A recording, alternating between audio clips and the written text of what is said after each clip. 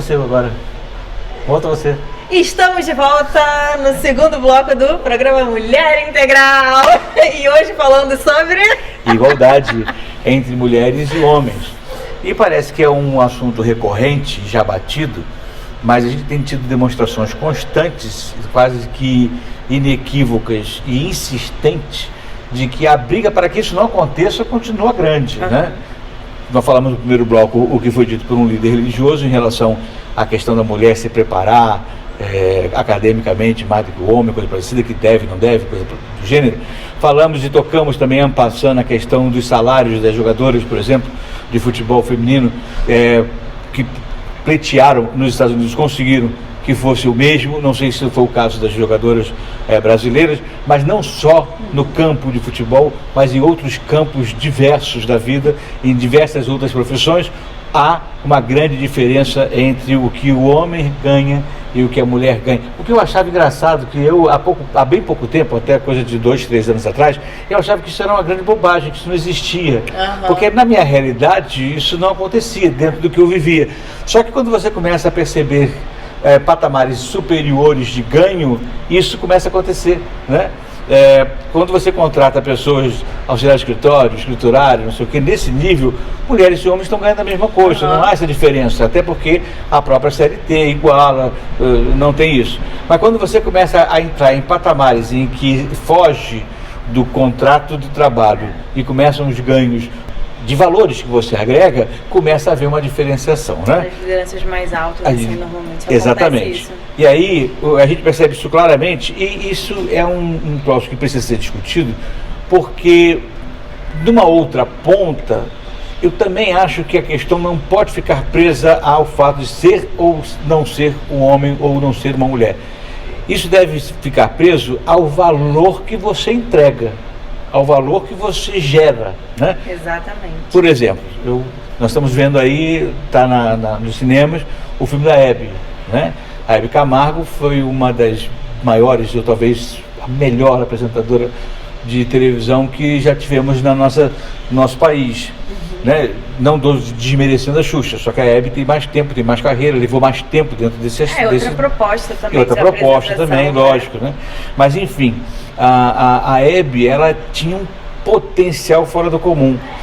Ninguém discutia isso dentro do SBT, né? Mas a Hebe é mulher, não importa, era a Hebe, né?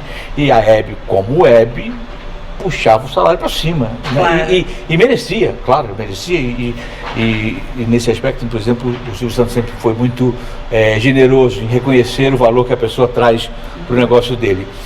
Não era o fato dela ser uma mulher ou de ser homem, porque se fosse o Ebo também ganharia do mesmo jeito. Pérolas do Mulher Integral. Verdade. Mas não é claro que isso não tem a ver com ser mulher ou ser homem? O que você acha dessa? Claro, eu acho que assim, em termos de remuneração está certíssimo, né? Não só de remuneração, mas às vezes também quando a gente é um profissional liberal, um empreendedor, alguma coisa assim, tudo sempre tem a ver com o valor que você gera. Só que, o que acontece também? O valor ele é percebido, né? Isso assim, a gente vai falar de produto, serviço e tal.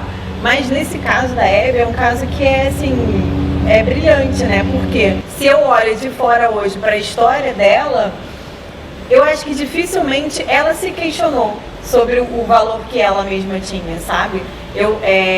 Por que eu imagino isso? Porque se ela tivesse tido um momento de dúvida, se ela tivesse se questionado ao longo da trajetória dela, ela não teria se tornado o mito que ela se tornou, né? Então pode ser que lá no início da carreira dela, né, em que era numa época, um contexto completamente diferente, onde outras mulheres também estavam conquistando seus espaços dentro da televisão, né? A gente tem Dercy, Nair Belo, tanta gente que veio, né, mais ou menos junto. Pode ser que ali naquele início elas tivessem se questionado, mas depois elas se incorporaram daquilo que elas eram, né, da autenticidade delas, do valor que elas podiam sim gerar dentro de uma televisão com a própria arte que elas têm. E por isso que elas chegaram onde elas chegaram. Então, assim, a Hebe, sem dúvida, não teria sido a brilhante apresentadora que ela foi e não teria passado o brilhante exemplo de mulher que ela passou se ela tivesse aberto esse espaço para dúvida, para questionar o próprio valor que ela tinha. E o quanto que a gente hoje também não faz isso, porque, assim, Quando a gente não tem total noção do nosso valor, quando a gente não abraça a nossa autenticidade, quando a gente não abraça tudo isso que a gente é, quando a gente não permite colocar ao mundo a nossa própria luz, a gente acaba indo pelo caminho mais fácil, que é o quê? É aceitar que a sociedade é machista mesmo, é aceitar que a mulher ainda precisa brigar pelo seu próprio espaço, é aceitar que homens e mulheres não ganham a mesma coisa, que o mundo é mais favorável, mais aberto, o mundo corporativo, né, tá mais aberto mesmo para homem, vou aceitar que eu não preciso me capacitar tanto assim, que eu não tenho que ser mais do que o meu próprio marido, e a gente já falou que não é uma questão de ser mais ou não, mas que cada um seguir a sua própria trilha e lutar por aquilo que acredita ser importante. Então, assim, entre esses dois mundos, para qual mundo que você quer que seja o seu? O mundo de uma mulher que não tem dúvida do seu próprio valor e que se empodera nisso, ou o mundo de uma mulher que quer ir seguindo o fluxo e caminhando ainda à margem da sociedade? E você tocou num assunto que é a questão da luz. Quando você não permite que a sua própria luz brilhe, você inevitavelmente abre mão para que outros venham e a apaguem. Exatamente. A sua luz é apagada por outros. Quando você não brilha, quando você tem medo de ser quem é, se você der uma olhada rápida, você que está me assistindo, der uma olhada rápida na nossa introdução do nosso programa do Mulher Integral, são 4 vinhetas diferentes, em 4 delas, nas 4, todas elas, estão ali mulheres que, independente de você concordar ou não com o jeito de vida, com aquilo que ela dizia, com o comportamento que ela tinha, independente de você concordar ou não, são todas elas mulheres cuja própria luz prevaleceu. Exatamente. O próprio comportamento. Eu estou falando isso que independe, porque ali nós temos desde Maria Bonita, né, que não foi flor que se cheirasse, né? E nós temos, passando por Margaret Thatcher, e aí vem a Gisele Bündchen, a Princesa Di e diversas outras mulheres que estão ali. Deem uma olhada ali. São todas mulheres que, independente do que você concorda ou não, elas foram o que foram. Sim, não elas tiveram foram medo de ser nada menos do que elas mesmas. Exatamente. Não tiveram medo de ser, né? Quando a gente fala, por exemplo, de uma Princesa Diana que teve a coragem de viver uma vida de mulher separada na corte inglesa, né? Duas coragens, né? A primeira é ser uma plebeia e fazer parte da realeza, e depois bater no peito e sustentar de que não deu certo, o casamento não deu certo, não vou continuar isso porque eu faço parte da realeza. Não vou manter esse castelo. Engolir esse, não tem que engolir nada, gente. Dá refluxo, assim. Quando a gente é obrigado a engolir uma coisa que a gente não quer. E você acabou tocando numa outra mulher, por exemplo, que nem está na nossa vinheta, mas que uma falha deveria estar, foi a Nair Belo, por exemplo. É verdade. E tem uma história de vida também espetacular, de superação, né? É apaixonante a história de superação da Nair Belo. Também foi uma mulher que se meteu a fazer graça, né, a ser comediante no universo de totalmente machista, né, masculinizado, inimaginável, quebrado por alguém antes dela, chamada Dercy Gonçalves, que vai ter gente me matando de que eu botei Dercy Gonçalves lá dentro, mas quem teve mais coragem de ser quem é do que Dercy Gonçalves? Você tem a história aí, Chiquinha Gonzaga, né? Compositora, intérprete, musicista maravilhosa, separada. E não só uma, acho que não foi uma vez não. Várias vezes, né? Uma mulher que teve coragem de ser o que era. Não estou dizendo que não com isso. Eu não estou dizendo que isso seja o símbolo, o exemplo de uma mulher correta que vai e joga o casamento fora. Não é isso que eu estou falando. Estou dizendo que ela é corajosa de viver o que ela é. Exato. Independente do que outros queiram que ela seja. Essa é a diferença. Porque isso não serve nem para homem. Nem para homem. Só que a gente sabe que o homem é mais dado a peitar mesmo, né? Então, diante de uma circunstância em que o homem se vê oprimido, a maioria dos homens peitam mesmo um abraço, né? Não está preocupado com questão social, com nada, que vai pensar e o que vai acontecer. Não está. Ele, de certa forma, o homem tem mais costume em se garantir nas próprias potencialidades. E a mulher não tem esse costume, precisa ter para ser quem ela é. Temos que honrar os nossos ovários. Você gosta sempre de falar neles, né? Mas é verdade, a mulher precisa ter a sensação clara de que ela pode ser quem ela é. E tá aí, estão os exemplos aí na nossa vinheta de entrada. São mulheres que se encorajaram e se sentiram empoderadas por si mesmas. pelo que elas eram, né?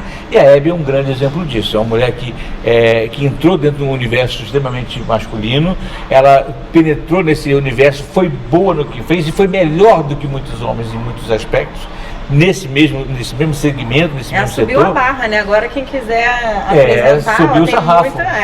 Agora você tem que chegar lá. Tem que chegar lá. E por isso que quando você fala de Hebe, a única pessoa que você percebe chegando perto dela, né, é a Xuxa, né? Também é espetacular no que faz, mas que tem ainda uma diferença por causa do histórico da Hebe. Vai chegar a ser, né? O Chacrinha costumava dizer que a grande herdeira da comunicação que ele fazia era a Xuxa. Ele mesmo, o Chacrinha, se vocês quiserem procurar aí na internet, vão achar o Chacrinha dizendo isso. Então, são pessoas... o Chacrinha, outro, né? É outro que rompeu barreiras, né? Saiu do quadrado, viveu completamente diferente naquilo que fazia. O que eu quero dizer com tudo isso é o seguinte: não se aceite ser nivelada por quem quer de fora dizer que você não pode passar daí. Fica aí mesmo, não sai daí não. Fica no chão. Não se levante. Não aceite isso. Faça o que você achar que deve fazer. Viva o que você achar que deve viver. Empodere-se na capacidade que você tem de ser mais competente naquilo que você quer realizar. Diante de uma oportunidade, atenda, dizia o grande soldador do filme Robôs. E é a grande verdade. Entre no espaço, preencha a brecha, use a capacidade que você tem. Você não tem que ser nivelada por baixo por quem quer que seja. Por quem quer que seja. Né? Se você tem capacidade de fazer, faça. Eu acho muito bacana quando eu vejo histórias. Essa semana mesmo, uma grande amiga minha formou a filha, né? Tornou-se médica. Tão linda a história, né? As dificuldades passadas, aquela imagem dela formando a filha, tem uma história por trás, né? Que veio dos pais dela, que passou para ela e que teve a capacidade de levar a filha a se formar, todas as dificuldades que passaram. É tanta história que tem em cada realização, em cada passo que a gente dá, que a gente não pode se permitir a não dar esse passo, porque a gente nunca está sozinho nele. A gente nunca está sozinho nele. Tem uma história para trás. Tem gente que lutou por você, tem gente que torceu por você, tem gente que sonhou com você nessa nova condição, nessa melhor posição, nessa qualidade de vida mais adequada, ou pelo menos sonhada. Então você deve isso a você e a todas as pessoas que torcem por você. Não se deixe apequenar, não se deixe igualar e nem nivelar por baixo. Você pode ser sempre melhor, porque você sabe como ser melhor para si própria. A Frida Kahlo tem uma frase que eu gosto muito, né? Que é: pés para que se eu tenho asas para voar. Né? Então, assim, vamos parar de ficar olhando para baixo, se preocupando só com os nossos próprios pés e qual é o próximo passo, qual é a caminhada, né, que deve seguir. Vamos pensar grande, sabe? Porque a gente estava conversando, né, no intervalo, o quanto que no tempo histórico, aqui no Brasil, todas as nossas conquistas ainda não foram validadas. A gente conquistou o direito de voto em 46 com o Vargas e a gente nem sequer... Foi 46 ou 44? Não sei, não lembro. E a gente nem sequer pôde exercer esse direito, porque logo entrou a ditadura, né, do Estado Novo e depois a democracia foi muito curta e de novo uma outra ditadura. E agora a gente ainda está brigando para conquistar cada vez mais o nosso espaço dentro da própria política, e quando chega uma eleição ainda tem gente que vai de saco cheio, né, tipo, ai, que porcaria, tem que ir lá votar. Cara, você não sabe o quanto que outras mulheres caminharam, o quanto que elas tiveram que lutar para hoje você ir lá e fazer algo que você acha que é um saco, né? A gente ou não tem nem... o poder que é dado. Exatamente, a gente não tem nem 100 anos que a gente tem esse direito. E se a gente não tomar posse dele, e não só dele, de tantas outras coisas que já foram conquistadas, sabe? Tipo, o feminismo, ele já tá aí, ele já foi, ele já aconteceu. Agora os nossos questionamentos são outros. E aí você não pode... Quer dizer, por você até pode, porque você é livre para fazer o que você quiser. Mas eu acho uma baita sacanagem com todas as mulheres que vieram antes da gente, a gente não se dá nem o trabalho de questionar uma asneira dessa, de que a gente não pode seguir na nossa trilha do aperfeiçoamento, do nosso estudo, para poder ter mais capacitação do que o nosso próprio marido, sabe? Tipo assim, é uma afronta a mim, e eu acho que é uma afronta a todas as mulheres que não só vivem hoje, mas que já viveram no passado, sabe? Isso, assim, eu tenho esse senso de pertencimento, sabe? E isso causa dor em mim em diferentes níveis, e não só na minha individualidade, mas em tudo que eu acredito que faz parte do ser mulher. Né, esse senso de uma identidade maior, que não é a identidade do meu eu, Patrícia, né, a identidade do ser mulher para mim. Então, assim, eu não consigo. E no que depender de mim, isso vai ser uma coisa que jamais vai acontecer. Eu vou abrir mão do que eu precisar abrir mão, para mim não importa, para que isso não se torne uma realidade. Porque se tem uma coisa que eu morro de medo, e às vezes eu fico soltando essas piadinhas aqui, né, nos bastidores que vocês não ouviram, que, cara, conto da Aya, para mim, jamais, que se não depender de mim, isso nunca vai ser realidade. Nem que eu tenha que abrir mão da minha própria vida. Olha só. E aí não é só isso não. Eu fico pensando, o que tem por trás desse pensamento? Né?